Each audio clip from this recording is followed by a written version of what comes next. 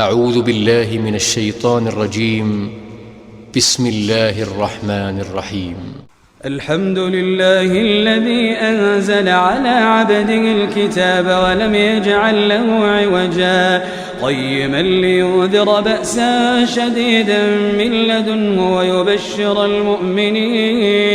ويبشر المؤمنين الذين يعملون الصالحات أن لهم أجرا حسنا ماكثين فيه أبدا وينذر الذين قالوا اتخذ الله ولدا ما لهم به من علم ولا لآبائهم كبرت كلمة تخرج من أفواههم إن يقولون إلا كذبا فلعلك باخع نفسك على آثارهم إن لم يؤمنوا بهذا الحديث أسفا إنا جعلنا ما على الأرض زينة لها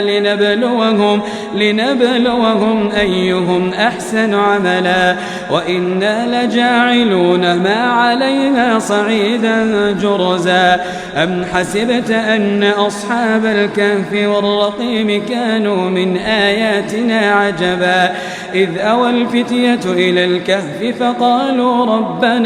فقالوا ربنا آتنا من لدنك رحمة وهيئ لنا من أمرنا رشدا.